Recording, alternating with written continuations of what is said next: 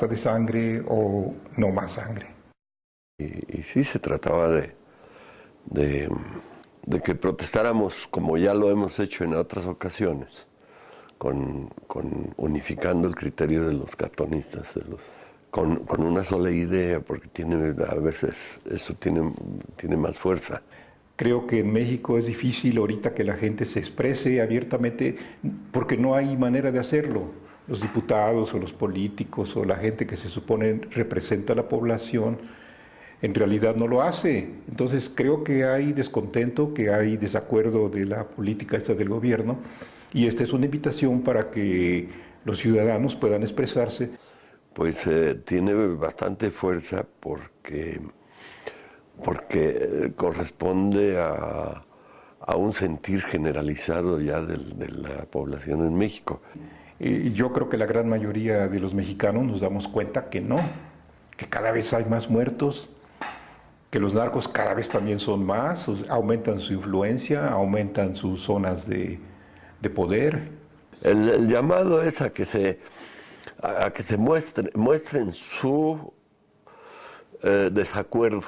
De poner cartulinas en sus coches, en las ventanas. Que puede ser invariablemente tanto para el gobierno como para los narcos. Que paren esto porque está muriendo mucha gente inocente.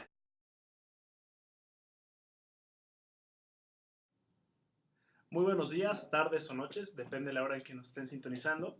Doy la bienvenida a David Maravilla y a Juan Pablo Bolaños para hablar del tema de Agenda Nacional que hemos electo para esta quincena, nuestra primer columna de Zócalo y Reforma que aparece en el blog de Ágora.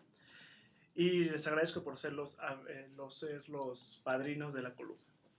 El tema es la campaña No Más Sangre y la guerra contra el narcotráfico, como ustedes pudieron ver en el video inicial. Y bueno, para abrir, quisiera preguntarles y quisiera saber su opinión sobre, ¿ustedes creen que la campaña No Más Sangre realmente representa el sentido de una mayoría de la sociedad ante la guerra contra el narcotráfico? David. Bueno, Fidel, yo tendría a creer que así es. El problema con la estrategia actual del gobierno federal en contra del narcotráfico es que parece ser que el remedio produce más mal que la enfermedad, en el sentido en que durante la guerra hay muchísimos daños colaterales. Y el problema es que yo he identificado, o quiero identificar como que ocurrió un proceso en el que los ciudadanos nos volvimos prescindibles para el Estado mexicano, en el sentido en que finalmente si vas por la calle y te toca una bala, pues es un daño colateral que tiene que aguantarse. De hecho, como un dato creo que un poco revelador, del 100% de las ejecuciones que se realizan a raíz de enfrentamientos con el narco, solamente el 5% se investiga. Y habría que pensar por qué, el crimen organizado. Entonces, en ese sentido, creo que esta campaña sí refleja una preocupación general, un miedo a no poder salir de tu estado, a no poder viajar al norte o al sur, poder volver a ser libre. Y para ti, Juan Pablo, ¿crees que la campaña No Más Sangre representa una mayoría? Obviamente nadie quiere que lo estén matando. O que hayan muertes de personas. Y al día de hoy creo que hay 31.155 muertos derivados de esta guerra contra el narco. Entonces, pues sí. O sea, ¿quién quiere un país donde te estén matando a cada rato? No, como dice David, no puedes salir a la calle. No, depende de la zona donde vivas. Pues ese es un reflejo de que la gente quiere seguridad y pues es algo completamente válido. Y sí creo que se da la visión generalizada en el país. No creo que se quiera más violencia. Entonces, si esa es una visión generalizada y la campaña No Más Sangre responde a una sociedad que podemos plantearlo así, o sea, los moneros son los que tienen los espacios y son los que van a hablar, ¿no? ¿Qué es lo que ellos plantean? ¿Por qué no se ha mostrado un mayor descontento social en manifestaciones sociales de gran aglomeración? ¿Cuál creen que sea ustedes el factor que haga que no haya un descontento generalizado mostrado?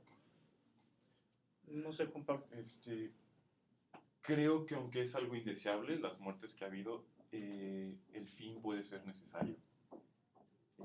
Y si la gente no ha salido a las calles para movilizarse, que sí lo ha hecho, si no ha salido tanto como se esperaría que pudieran haber salido a quejarse de tantas personas que se están muriendo o que están siendo víctimas de la violencia del narcotráfico, es porque hasta cierto punto se puede ver como un fin justo el estar combatiendo al narcotráfico. ¿Para ti? Pues creo que sí ha habido movilizaciones. El problema es que este país que de pronto que es tan grande nos queda de pronto tan lejos. O sea, creo que es muy difícil que la sociedad, por ejemplo, la Ciudad de México se movilice en solidaridad con lo que está pasando en Juárez, por ejemplo. Y en Juárez sí ha habido movilizaciones, pero también han sido bastante limitadas justamente por este miedo. Entonces yo creo que es muy difícil que la sociedad se organice en torno a este tema en específico porque es afectada de formas diferentes. Y justamente de la sociedad, aunque sea difícil tomar la comunidad de análisis, hay muchos clivajes, hay muchos grupos involucrados y creo que sí se dificulta bastante la organización en torno a esto. Pero no por eso significa que la sociedad en general no lo rechace.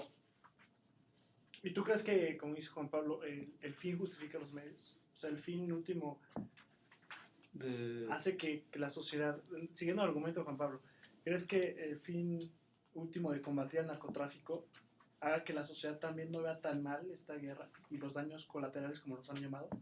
Es que yo creo que lo puedes ver como desde un ámbito, desde un análisis, podemos hacerlo quizás como desde una posición estadista y desde una posición de un ciudadano. Desde una posición estadista, pues realmente si lo que estás velando es tú como Estado, como gobierno, es cuidar tu monopolio del poder frente a grupos organizados, probablemente sea legítimo y por eso se justifica la pérdida de vidas inocentes como en cualquier guerra. Pero desde el punto de vista ciudadano, el Estado tiene que cuidar, que tiene que proveerte una cierta cantidad de bienes y el bien fundamental es el bien de la seguridad. No te puede proveer de seguridad tanto porque tiene el ejército fuera de las calles en una posición bastante agresiva, tanto porque no puede mantener allá los grupos de crimen organizado, realmente no es válido esta guerra.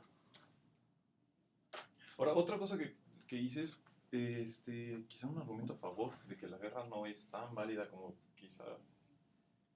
Sí, sí es válida, porque al final el fin que justifica la guerra es que haya seguridad en el país. Pero en una visión de los ciudadanos quizá no es tan... La visión de qué tanto el narcotráfico genera violencia no era tan grande hasta antes que empezó la guerra contra el narcotráfico. Por ejemplo, aquí en datos de principales problemas percibidos del 2001 al 2010,